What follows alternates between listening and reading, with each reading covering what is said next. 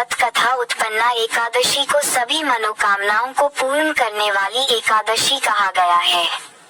एकादशी व्रत युधिष्ठिर कहने लगे कि हे भगवान, आपने हजारों यज्ञ और लाख गोदान को भी एकादशी व्रत के बराबर नहीं बताया, सो ये तिथि सब तिथियों से उत्तम कैसे हुई, बताए।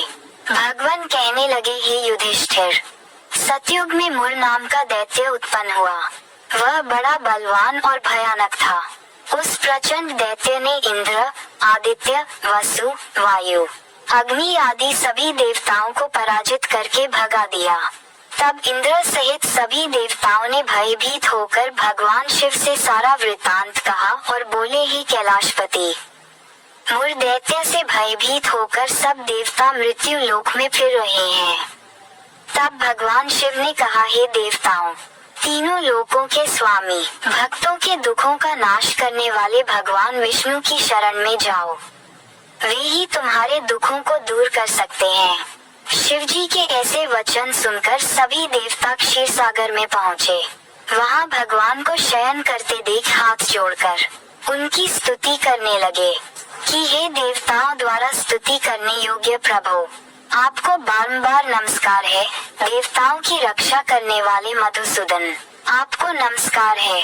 आप हमारी रक्षा करें। दैत्यों से भयभीत होकर हम सब आपकी शरण में आए हैं। आप इस संसार के कर्ता, माता पिता, उत्पत्ति और पालन करता और संहार करने वाले हैं। सबको शांति प्रदान करने वाले हैं। आकाश और पाताल भी आप ही हैं।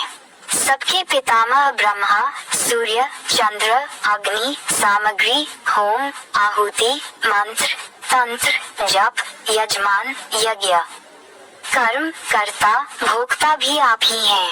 आप सर्वव्यापक हैं। आपके सिवा तीनों लोकों में चर तथा अचर कुछ भी नहीं है। हे भगवान, दैत्यों ने हमको जीतकर स्वर्ग से भ्रष्ट कर दिया है और हम सब देवता इधर उधर भागे भागे फिर रहे हैं। आप उन दैत्यों से हम सबकी रक्षा करें। इंद्र के ऐसे वचन सुनकर भगवान विष्णु कहने लगे कि हे इंद्र, ऐसा मायावी दैत्य कौन है जिसने सब देवताओं को जीत लिया है? उसका नाम क्या है? उसमें कितना बल है और किसके आश्रय में है तथा उसका स्थान कहाँ है? ये सब मुझसे कहो। भगवान के ऐसे वचन सुनकर इंद्र बोले, भगवान, प्राचीन समय में एक नारीजन्म नामक राक्षस था। उसके महापराक्रमी और लोकविख्यात मुर नाम का एक पुत्र हुआ। चंद्रावती नाम की नगरी है। उसी ने सब देवताओं को स्वर्ग से निकालकर वहां अपना अधिकार जमा लिया है। उसने इंद्र, अग्नि, वरुण, यम, वायु, ईश, चंद्रमा, नैऋत आदि सबके स्थान पर अधिकार कर लिया है। सूर्य बनकर स्वयं ही प्रकाश करता है, स्वयं ही मेघ बन बैठा है और सबसे अजेय है। हे असुर निकंदन, उस दुष्ट को मारकर देवताओं को अजेय बनाए। यह वचन सुनकर भगवान ने कहा, हे देवताओं, मैं शीघ्र ही उसका संहार करूंगा। तुम चंद्रावती नगरी जाओ। इस प्रकार कहकर भगवान सहित सभी देवताओं ने चंद्रावती नगरी की ओर प्रस्थान किया। उस समय जब दैत्य मुर सेना सहित युद्ध भूमि में गरज रहा था, उसकी भयानक गर्जना सुनकर सभी देवता भय के मारे चारों दिशाओं में भागने लगे। जब स्वयं भगवान रणभूमि में आए तो दैत्य उन पर भी अस्त्र, शस्त्र, आयुध लेकर दौड़े। भगवान ने उन्हें सर्प के समान अपने बाणों से बींध डाला। बहुत से दैत्य मारे गए, केवल मुर बचा रहा। वह अविचल भाव से भगवान के साथ युद्ध करता रहा। भगवान जो भी तीक्ष्ण बाण चलाते वह उसके लिए पुष्ट सिद्ध होता। उसका शरीर छिन्न भिन्न हो गया, किंतु वह लगातार युद्ध करता रहा। दोनों के बीच मल्ल युद्ध भी हुआ। 10,000 वर्ष तक उनका युद्ध चलता रहा, किंतु मुर नहीं हारा। थककर भगवान बद्रिकाश्रम चले गए। वहाँ हेमवती नामक सुंदर गुफा थी। उसमें विश्राम करने के लिए भगवान उसके अंदर प्रवेश कर गए। ये गुफा 12 योजन लंबी थी और उसका एक ही द्वार था।